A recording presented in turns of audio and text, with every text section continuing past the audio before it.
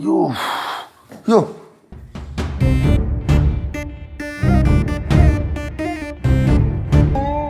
ഇത് പോന്നത് ആരുടെ ചോദിച്ചു നടത്തി കയറിയത്? ശ്രീകുട്ടാ ശ്രീകുട്ടാ ഇതുകൊണ്ട് നോക്കട്ടെ, ഇത് കയറി ഞാൻ കണ്ടില്ല. ഈ പ്രതിമ ആരിവിടെ കൊണ്ടുവച്ചത്? നിർത്തടാ. ഇടാന്നാ രക്തച്ചൊരിച്ചിരി വേണ്ട. ശ്രീകുട്ടാ അതെ, അയാളെയും കൊട്ടി വിട്. അയാളുടെ ഒരു രക്തച്ചൊരിച്ചില്. ആര് ആരോ ആയിക്കോട്ടെ, ആന്റിയുടെ ഭർത്താവിനെ കാണുന്നില്ല എന്ന് പറഞ്ഞിട്ട് ഇവിടെ എന്തിനാ ഭക്ഷണം ഉണ്ടാക്കുന്നത്? കൊച്ചെ, മര്യാദയ്ക്ക് സംസാരിക്കണം. ആന്റിക്ക് ഉണ്ടോ മര്യാദ? വീട്ടിൽ കയറി വന്നിട്ട് ഷോ കാണിച്ചിട്ട് മര്യാദ പോലുമോ? അതെ, ആര് കൂടുതലൊന്നും പറയണ്ട. ഇയാൾ ഇവിടെ ഇല്ലാന്ന് പറഞ്ഞിട്ട് നിൽക്കുകയല്ലേ. ബാലു, സത്യം പറ, നിങ്ങൾ ഫോൺ ഓഫാക്കി വെച്ചിട്ട് എൻ്റെ ഭർത്താവിന് വേറെ ഫോണിൽ കോണ്ടാക്ട് ചെയ്യണല്ലേ? ആവശ്യമില്ലാത്തൊന്നും പറയരുത്. അതെ, നിങ്ങൾ ബുദ്ധിമാനാണ്. കളിച്ചും ചിരിച്ചും മറ്റുള്ളവരെ മണ്ടന്മാരാക്കും. നിങ്ങളെ ആള് വേറെയാണ്. ഞാൻ ഒരു കാര്യം പറയാം, ഇഞ്ചിനടുത്തുള്ള മര്യാദ കൊണ്ടാണ് ഞാൻ ഇവിടുന്ന് ഇറങ്ങി പോകാൻ പറയാത്തത് ഇതുവരെ. പ്ലീസ് ഒന്ന് ഇറങ്ങി പോകണം. സത്യം പറ, ആരാണ് പെൺകുട്ടികൾ? സത്യം പറഞ്ഞാൽ എനിക്ക് പേടിയാണ്. എനിക്ക് ഒന്നും അറിയണം. ആര് പെൺകുട്ടികൾ? ഏത് പെൺകുട്ടികൾ? പറയാളിയാ, ഏതാണ് പെൺകുട്ടികൾ? പറഞ്ഞുകൂട്. നിനക്കാണ് സംശയം കൂടുതൽ. എനിക്കല്ല, അവരല്ലേ ചോദിക്കുന്നത്. പറഞ്ഞുകൂടെ അങ്ങോട്ട്. മാമാ, ആ ലേഡീസ് അച്ഛൻ പറഞ്ഞില്ലായിരുന്നു നേരത്തെ ഏതോ കോൺട്രാക്ടിങ് കമ്പനിയുടെ ആൾക്കാരെങ്ങാണ്ടല്ലായിരുന്ന? അത് എഞ്ചിനീയർ വിളിക്കാൻ പറഞ്ഞിട്ടാണ് അച്ഛൻ വിളിച്ചോണ്ട് അങ്ങോട്ട് ചെന്ന് പറഞ്ഞു കൊടുത്ത. മോനെ കേശു, കുടുംബത്തോടെ കുത്തിയിരുന്ന് കഥ മെനയാണല്ലേ? ഏത് പുതിയ ബിസിനസിന്റെ കാര്യം ഉണ്ടെങ്കിൽ ഞാനും കൂടെ ഇരുന്നാണ് സംസാരിക്കാറുള്ളത്. ഞാനൊരു MBA കാര്യം കൂടെയാണ്. ബാലുവിന് അറിയാമല്ലോ. ഇത്രയും പഠിത്തം ഉണ്ടായിട്ടാണ് ബുദ്ധിയും വിവരവും ഇല്ലാതെ സംസാരിക്കണം സ്ത്രീയെ.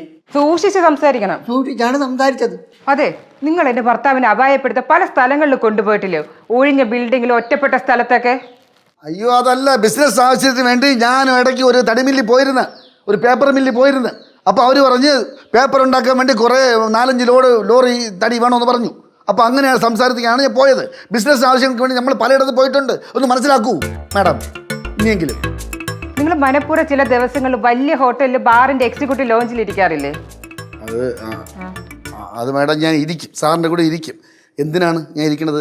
സാറ് കൂടുതൽ മദ്യപിക്കാതിരിക്കാൻ വേണ്ടി.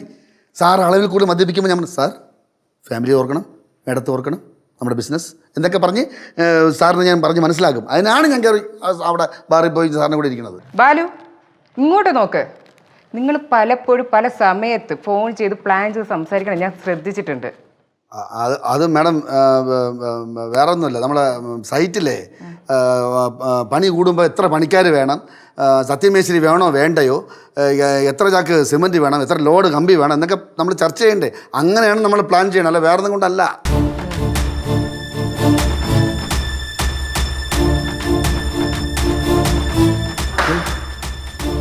എന്താ ചെയ്ത് ഇരിക്കാറുണ്ട് അടുത്ത റൂമിൽ പോണു.